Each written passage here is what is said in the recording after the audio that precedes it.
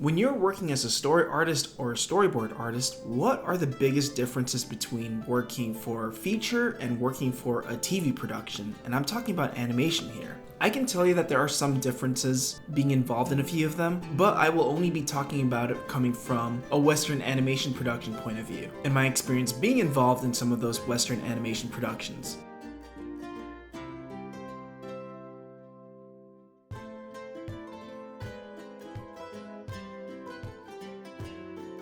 Hey guys, this is Nico Pintua, and one of the most common questions I get is about storyboarding. What are the differences between storyboarding for feature animation and television/series animation? And as someone who has worked in both TV and feature animation, I can tell you that there's a lot of similarities, but I can also tell you that there's a lot of differences too, ranging from the storyboarding process, the approach to it, the work style, and even how the production operates. I'll also talk about the advantages and disadvantages in both worlds. So for this video, I'm going to be addressing that.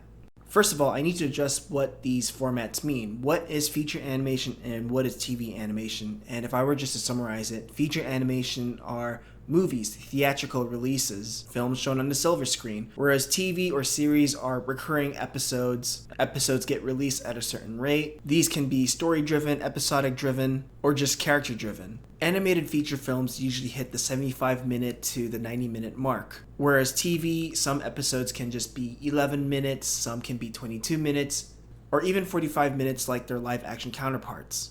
In America, feature film studios are like Disney Feature, Pixar Animation Studios, DreamWorks Feature, Paramount. Whereas in TV, we have Cartoon Network, Disney TV, Nickelodeon, Warner Brothers, the list goes on.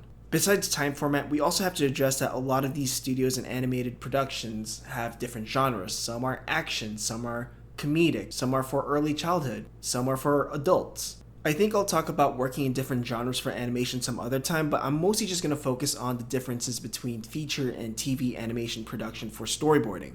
Next, I want to talk about what the storyboarding team looks like for each of these productions, for feature and for television animation. In feature animation, storyboard artists are usually just called story artists, and they work under someone known as the head of story. The head of story is someone that works closely with the director or the co-director of the project. They're basically the bridge between the directors and the story team. Now, the role of a head of story is quite nebulous. They could be a super storyboard artist, they could take on a lot of scenes, they could shape the overall style of the boarding team. It really depends on the production, but from my experience, they help manage the story team and set the overall style for boarding. And from my experience, during a round of a feature film, there's usually about 3 to 5 story artists on the same production. Sometimes there could be more, sometimes there could be less. Sometimes I never meet half of the other storyboard artists because they come onto the project on a different time, either earlier or later than I.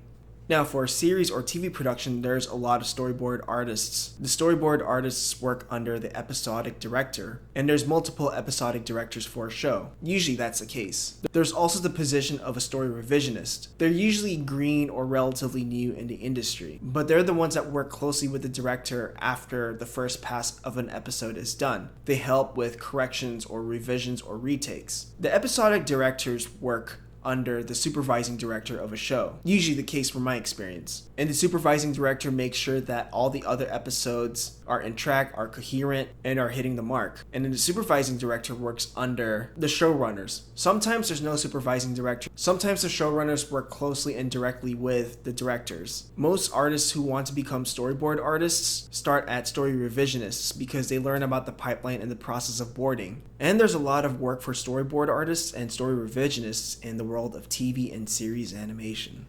Next, I'm going to talk about the storyboarding style, and this will just cover up the drawing style, the editing style, the boarding style, etc. In the world of feature animation, that can be really diverse. I've been in productions where they don't really care about the proportions, having characters stay on model. They don't care if it's well drawn, more so that it's clear. Although I've been in productions where they were very careful about having the drawings read super well. They're tight, they're close to the model, and they're fully lit. But from my experience, it's usually more loose. Again, it depends on the director and the head of story, what they prefer. Sometimes when I'm on a feature film, I always ask them which storyboard artist or story artist should I look at, and if I should draw like them, to make all of our jobs easier. The boards from a feature production don't usually match up with the final image of the final film. Layout's been changed, settings have been changed, and overall placement has been changed. So again, they're a bit more loose on that. In TV animation, there's a lot more parameters that one should follow. The drawings should be more on model or close to the proportions of the actual design, the set, and the characters. Because the vendor studio is dealing with the animation production, they're going to stick closely with whatever we send out as story artists. And this is why there are story revisionists in TV. They're going to help address those notes if some of the storyboard drawings aren't close to that. TV animation boards don't have to be fully toned or lit. Sometimes the characters are just color-coded, and it's just like an outline of the layout and stuff like that. Some storyboards are fully posed out to the point where it's almost fully animated. I have a lot of thoughts about that, and I'll get to that on another video. But a lot of the language of like putting arrows of characters moving and walking, it's usually indicated in TV. In feature, it's not really a thing, but in TV, you see a lot of notes, like a pan here, a background foreground element moving here, things like that. There's a lot more indication for that, and that's usually to help serve the vendor studios dealing with the animation production side. Oh, also a thing that I forgot to mention, with feature animation, the character designs and the layout of the sets are still being figured out, whereas in TV, there's already a basic layout and the character design set.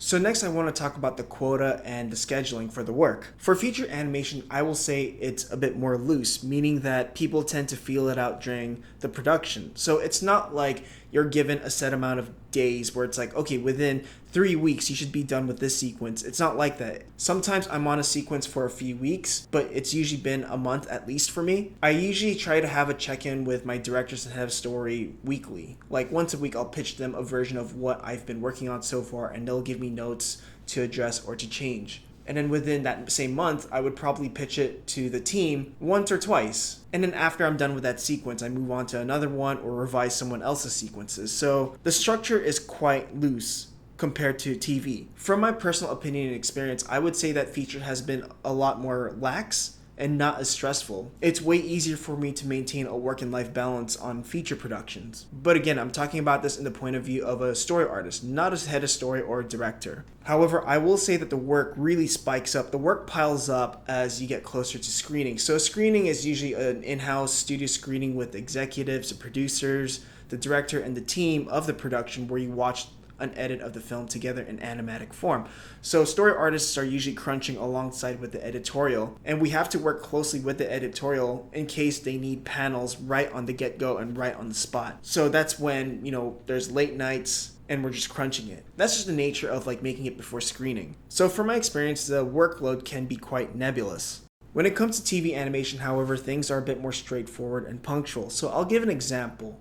22 minutes. Story artists have to finish boarding that episode within, let's say, 7 weeks. It's usually 6 to 8 weeks, but I'll say 7. There's usually about 3 story artists working on that episode. So maybe you're each given about 8 to 9 pages. The first 4 weeks is the first pass. Some people call it the thumbnail pass, but I like to just call it the rough pass. The staging is there, the storytelling is there, it's board synced up to the script and sometimes to the sound file. And then after those first 4 weeks, you check it in with your director or the showrunner or whatever. And after the first 4 weeks of the first pass, you pitch it to the episodic director and the supervising director gives their notes. Then you're cleaning up those boards for the next 3 weeks. And cleanup is usually just like addressing revisions, redoing some stuff, and maybe tidying up the drawings, making them more on model so they can be sent out to a vendor studio. And then usually you're put onto a new episode after that time. And then story revisionists still stick around to address more revisions, more retakes, and more drawing notes. So I will say when it comes to TV, things are a bit more consistent. There's always an expected rate, unlike feature where sometimes there is an expected rate or sometimes you just don't know when things are going to wrap up. But again, it really depends on the TV show itself. So sometimes, an 11-minute episode, someone can board it within 2 to 4 weeks. For a 22-minute episode, maybe 6 to 8 weeks. And for a 45-minute episode, about 8 to 12 weeks. And that's just the initial storyboarding phase. So next I want to talk about what's expected from a story or storyboard artist for feature and TV animation. For feature animation, again, it's quite loose, but from my experiences, there's just a lot of meetings, and a lot of meetings are brainstorming sessions. So an example of this would be like if a character seems really boring or if a character has problems, we spend hours in the conference room trying to figure out how to make this character more engaging or more believable. Sometimes we're exploring different gags, or sometimes we're exploring themes. So there's a lot of parts where we do feel like we're involved in the writing process and how to fix or help out the story, since we are part of the story team. Sometimes you're launched on sequences that are not going to be in the film. So I remember having to do sequences that were for a commercial spot to promote the film for TV spots, or sequences that was just meant to explore how a character did certain gags or how a character portrayed something. There's a lot of exploration and experimentation when it comes to feature boarding. TV, however, again, is straightforward. You just board, you get a sequence, you board it out. But then again, it depends on the show. So for example, a show can just give the story artist a prompt, and then the story artist just basically board it out, kind of forming the script on the get-go. But if the show is script driven, so meaning that the script is already written, you're basically just boarding to the script.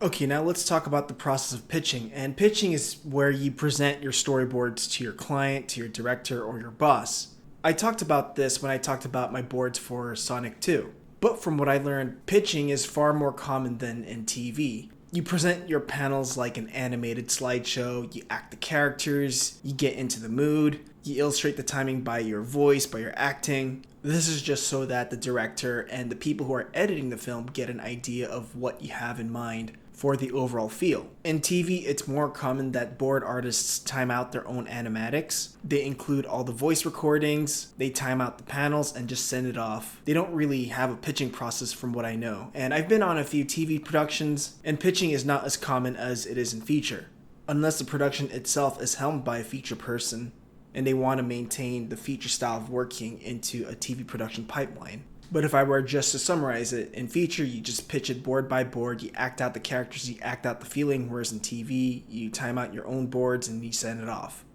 Alright, let's talk about the release, because I think this is also a big factor that's quite different. In feature, it can take years before a movie comes out. Another thing that could happen in a feature production is that you board on a previous version and then suddenly that one gets scrapped or it gets rewritten, and then suddenly there's a new version without your work in it at all. Sometimes the film gets canceled. I worked on a film back in 2016 and it didn't come out until 2021. There's a version of Puss in Boots 2 that I worked on back in 2014, and a different version helmed by a different director and overall production is being released soon without any of my involvement. In TV, it's not as common that things just get re-scrapped or canceled. It wasn't until Netflix started canceling their shows left and right that genuinely surprised me, because TV shows or series, they don't usually just get canceled on the spot, especially when they're already boarding it, preparing animatics for it, and far into production. But in TV, it's usually known that your thing is going to come out, there's an expected time or date, and that's important because you know that you're going to get credit for it, and credit is quite important. That's another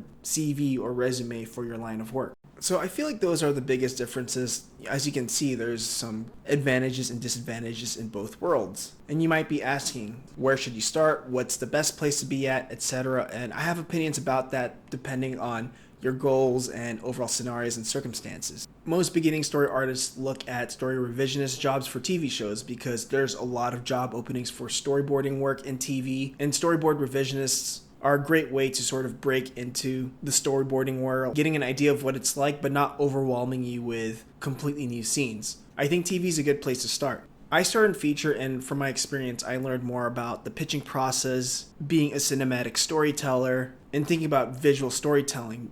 And when I was a trainee at feature, I also learned about structures, how to structure your boards, the overall story of a feature, and how to break down a scene. The problem is, when I was fresh and green to the storyboarding world and feature and then moved to TV quickly, I had to learn some hardships. I didn't really know how to draw the TV way. I didn't really think about proportions. I didn't think about scale and layout, because it's not really important in feature. There is a layout and previs team for that. I don't think one is better than the other, but just from where I'm at right now, I like boarding. I like getting my stuff done. I like getting things out there.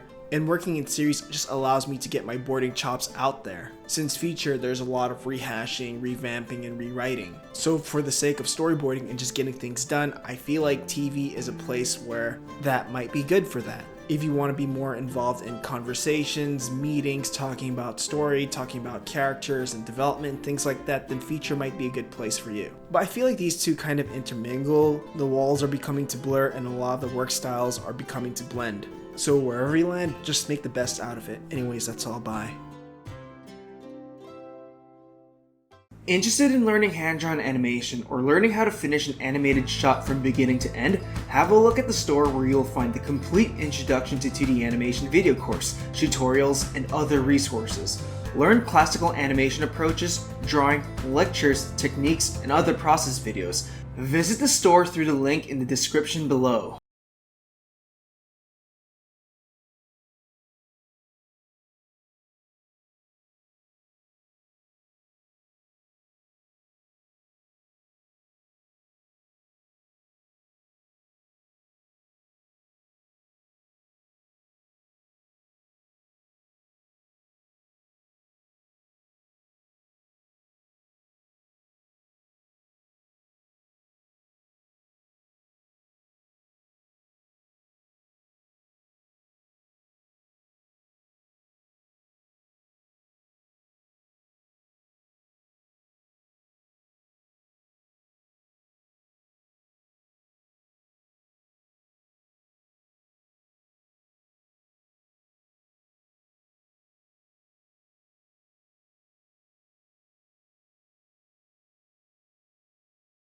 Anyways, that's all. Bye.